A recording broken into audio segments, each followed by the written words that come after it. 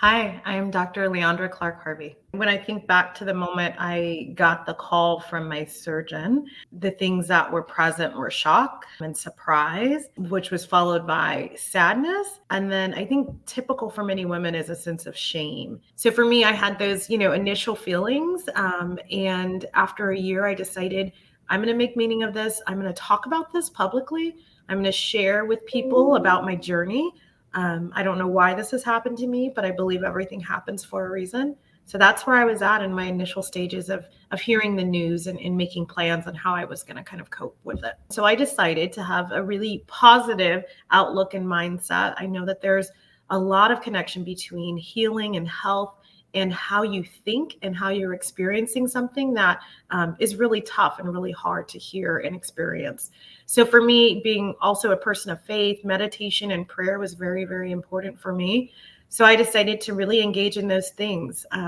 And that was helpful. And I also very much value humor. For folks that know me, I'm trying to find the lighter side to things and understand that when things are very tough, that being able to have a moment of laughter is incredibly healing. So I work to provide laughter for those around me and for myself as much as possible to help me really cope and deal with it. Those were my strategies that I used initially. I understand very well the stigma around mental health. I understand the stigma around health in that intersection. And so I wanted to spread awareness. And so what I started doing was finding funny t-shirts about having breast cancer and losing your breast, having a double mastectomy. And so for 20 weeks after my double mastectomy, I wore a different t-shirt every week that's had a funny saying on it. But it was, and I posted it on social media because I wanted people to notice.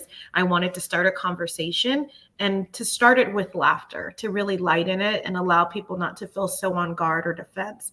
And I took a lot of time and I thought about, how I'm going to make meaning out of this, what I'm going to do. And I was very strategic about it and decided this is what I'm going to do. I'm going to make people laugh, and then it's going to open the door for further conversation.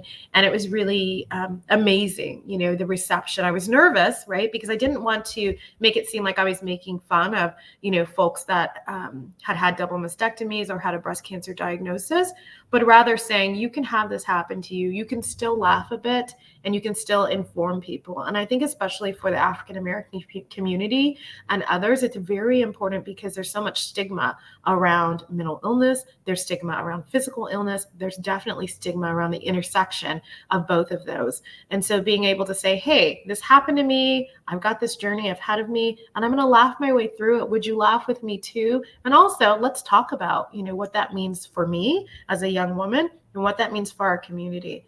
And for me, it was very important on the additional level of being a young Black woman, because many people will look at me and think everything's fine. And even throughout this entire journey, I didn't have to do chemo. I didn't have to do radiation. I was very blessed. I didn't lose my hair. So for me, many people didn't or wouldn't know unless I told them. And that's also why it was important to be very outspoken and to say, hey, everything looks okay on the outside. Again, that kind of superwoman complex. However, beneath it all, I'm going through this process and I'm going to be very open and transparent about it. That was incredibly healing for me. And people responded amazingly. I received inbox messages from lots of women and men and folks who had the same diagnosis or had gone through the same process and never talked about it publicly, never told anyone really. And so it was also an opportunity for me to utilize what was happening in my life to help other people come out and also talk about it. I always say if, you have the opportunity to talk to folks and to share what's happening with you, even if it's just to a friend, do that. But once you realize that a friend, your pastor, whoever has done all they can do, it's really important to seek professional help. And I think that's a place that a lot of people don't get to because of the traditional stigma in the African American community and other communities of color around seeking help, particularly for a mental health issue. I really think that there needs to be more,